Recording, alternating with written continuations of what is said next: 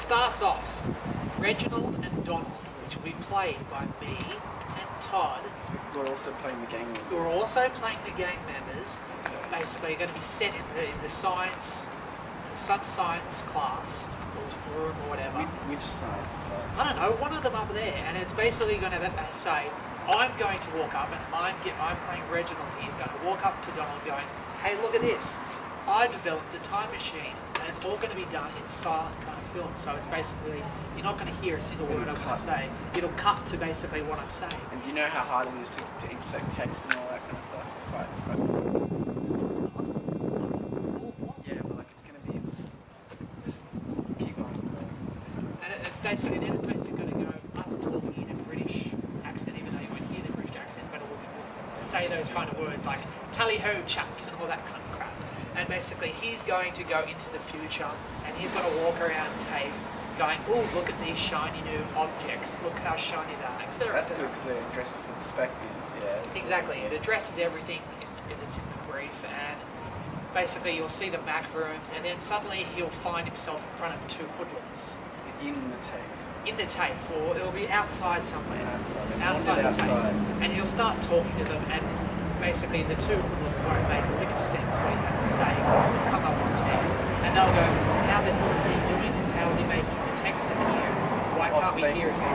So they can see the text, but basically you still can't hear it. So suddenly it'll be, and then bang, text, and then basically they will hate the fact that he's doing this and it makes no sense. It's going to be cutting between yourself, and as much as you will act like gang members, yeah. But see, I will have the moustache for when I'm doing when I'm Reginald, when I'm going to be whatever Majiga's in the gang members, I'll have full beard or whatever, and what will happen is they'll basically kill him and take the hammer. Guy, and the hammer was given to him at the start. At the end, by who? Donald gave Reginald the hammer at the Donald start. come with him as a time traveler? No, Donald hasn't come with him. Donald is now going to be basically only just figuring it out on the screen that he's a gang member. And he gave him a hammer. And he gave him the hammer. And basically, when the two go off and they do this drug deal and they trade each other coke and heroin. And they've killed They've killed Reginald. Reginald's dead. And they took his time machine. They took his time machine, which they don't know it's a time machine yet, and they took the hammer. And the hammer. They do a drug deal. I think with guns they wouldn't really need a hammer, but yeah. Yeah, I know. They just pick up the hammer anyway. So, you see, because the fat guy, which is me, has the gun. He's the one that kills.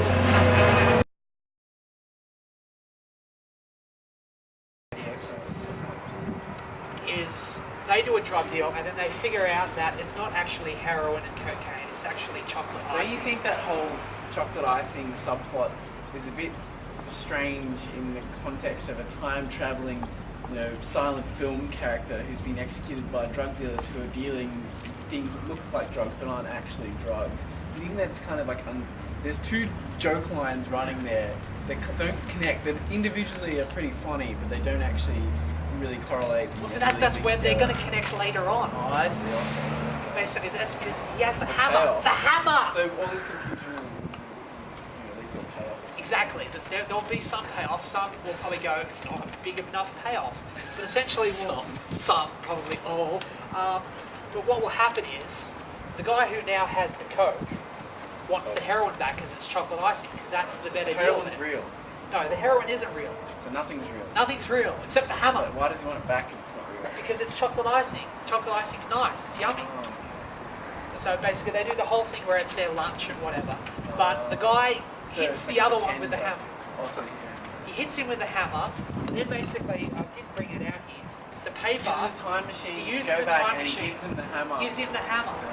But see, since he has a gun, it wouldn't really be that necessary to lay this brilliant, multi-dimensional time trap and give the guy the hammer. So he could get the hammer and hit his own friend with. Surely he could just shoot his friend instead of giving it to going back in time to give a hammer. But then he'll, as in Reginald will figure out that Donald's from the future when he gives him a gun from the future. But a hammer, it's a hammer.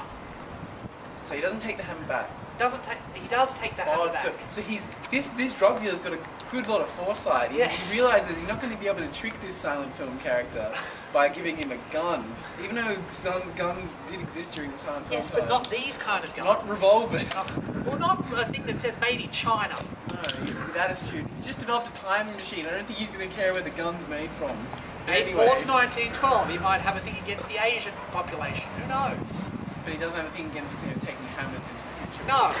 Okay, so knowing this, or expecting to know this, the drug dealer goes back in time and gives him the hammer, laying the seeds of his usurpation of the other drug dealer. And they're not actually drug dealers. The joke is that they're swapping things. They could deal drugs inside, but in that kind of drug dealing moment, they're actually just having lunch. Yes. So it's like, oh, they're drug dealers, but they're not really dealing drugs at this time. They're just eating food. Yes. And then they want the food back, so he kills him with a hammer. But he realized that he could never have gotten that hammer without traveling back in time. But the thing is, what point do they realize it's a time machine? After he kills the guy, and he goes, oh, a time machine, I better go back in time and make sure this hammer's here. Basically, after he kills him, he'll open up the box. I understand that there's plot holes there. The joke is strong enough as it is of a silent film character going back in time. It would be more funny if the silent film character interacted with daily life and tried to call the authorities or ask people where the bus station was, and they were like, what's going on? He's speaking in silent film, Greek card screens, and someone's running around holding a big card screen, in front of the camera, and that would make more sense and it'd be aligned. The whole drug dealer subplot, the drug dealer saga, that leads into the back of the film at the start and builds everything up, is really, really stupid. Like stupider than the whole film is. But it's a hammer. Yeah, but there's no reason for the hammer to exist, and it just makes no sense. And it's going to make it even less sense when you film it.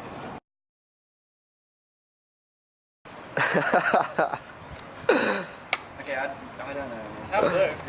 So how do you feel about this film then, huh? You still want to do it? He's very confident. Yeah, well, I kind of actually like his idea. Yeah, because it makes sense. Well, see, that's the thing. We could. You can kick like a pixie in the face and then say strawberries, and it makes sense in the sense of a kicking a pixie in the face strawberries film, but it doesn't make sense as a film. It's just. What do you would that be a better idea? Us just as in pretending to be the silent film character, and us going to people talking and going, what the fuck is this? Then you could use the silent film filter. They're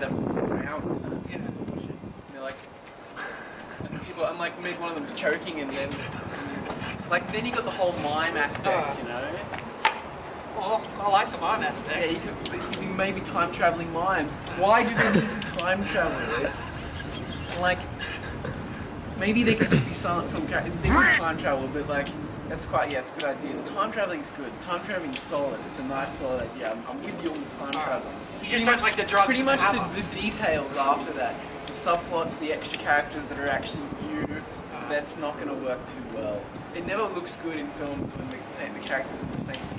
Well, that's neat. That could be another thing. I wouldn't play the thing. I'd just be the silent film character, and we get somebody just to get hit with a hammer and shoot somebody. Yeah, I suppose. No, you've turned me around. Well, I turned myself around. But yeah, it's just